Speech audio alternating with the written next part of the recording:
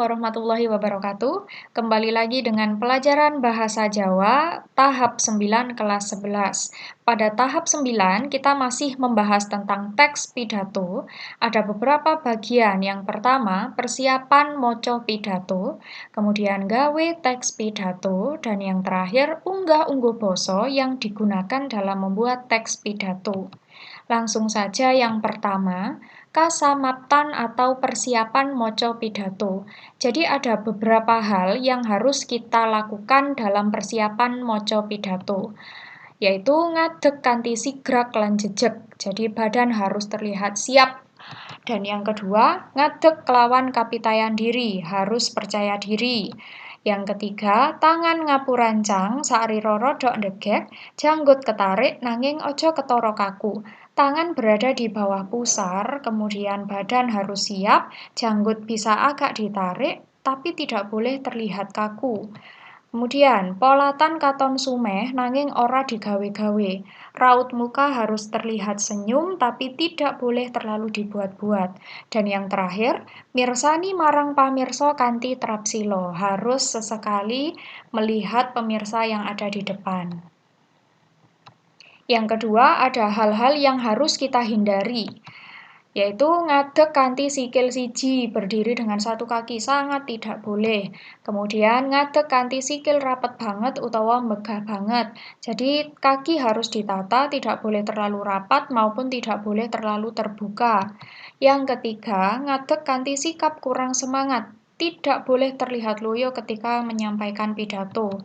Yang keempat, ngadeg kurang sigra utawa kurang kapitayan diri. Tidak boleh terlihat bahwa kita kurang percaya diri. Dan yang terakhir, ngadeg kanthi ora nggatekake papan panggonane.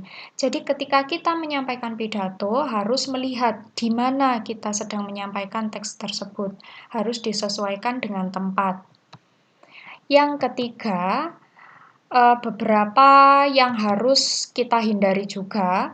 Jadi yang pertama, asring ngobahake salah sijine bagian saarira utawa awak. Terlalu sering menggerakkan salah satu bagian badan. Misal, terlalu banyak menggerakkan kaki, tangan, kepala. Yang kedua, ngobahake bagian saarira kanthi ora trep kelawan kang diomongake. Jadi, gerakan badan yang kita lakukan harus sesuai dengan apa yang kita bicarakan. Yang ketiga, asring mirsani catatan, tidak boleh terlalu sering melihat catatan. Yang keempat, asring kukur-kukur. Yang kelima, ngelebokake tangan ing saku. Jadi tangan tidak boleh dimasukkan ke dalam saku karena akan mengurangi nilai penampilan. Kemudian, tangan dibondo ing mburi. Tangan tidak boleh ditaruh di belakang badan. Harus siap atau bisa ditaruh di depan di bawah pusar. Dan yang terakhir, orang nggatekake pamiyarsa. Jadi tidak boleh kita menyampaikan pidato tanpa melihat atau memperhatikan pemirsa yang ada di depan. Yang keempat, owah-owahan pasuryan kang kurang meranani. Jadi raut muka yang harus kita hindari. Yang pertama, nggumunyu kang digawe-gawe. Jadi tidak boleh senyum yang terlalu dibuat-buat. Kemudian, asring mesam-mesem saengga katon cengengesan. Tidak boleh cengengesan ketika menyampaikan pidato. Yang ketiga, besengut utawa suntruk. Terlihat lesu, terlihat suntuk. Yang keempat, tumungkul utawa ndingkluk. Jadi seperti yang pertama tadi, janggut bisa agak ditarik, jadi tidak terlalu ndingkluk. Yang kelima, gugup. Tidak boleh terlihat gugup. Selanjutnya, ini adalah cara yang harus kita lakukan dalam membuat teks pidato. Jadi yang pertama, goleki perkara kang dadi kembang lambe masyarakat. Mencari suatu permasalahan yang sedang ramai diperbincangkan. Kemudian setelah itu kita menentukan tema dan gagasan. Jadi dari permasalahan yang ada, kita menentukan tema dan gagasannya. Kemudian nemtokake ancas utawa tujuan. Jadi harus ditentukan juga tujuan kita menyampaikan pidato tersebut untuk apa.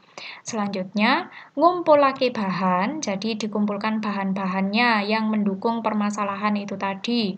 Kemudian gawe kerangka dan jadilah teks pidato.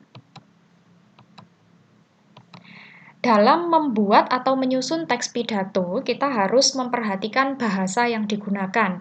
Karena kita menyampaikan pada halayak umum, maka bahasa atau unggah-ungguh basa yang bisa digunakan adalah basa krama. Basa krama kita bagi menjadi dua, bisa krama lugu dan krama alus. Berikut adalah beberapa ciri-ciri dari krama lugu.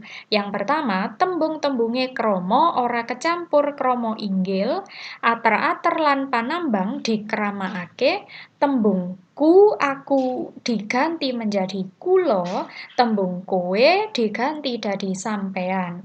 Ketika yang digunakan basa krama alus, maka ciri-cirinya sebagai berikut. Tembung-tembunge krama kecampur krama inggil, ater-ater lan panambang dikramakake, tembung aku diganti dadi kula, tembung kowe diganti dadi panjenengan. Untuk unggah-ungguh basa ini tentunya sudah sangat sering kita pelajari baik dari SD, SMP sampai sekarang. Sekian pembelajaran pada tahap 9 kali ini. Terima kasih, selamat belajar. Wassalamualaikum warahmatullahi wabarakatuh.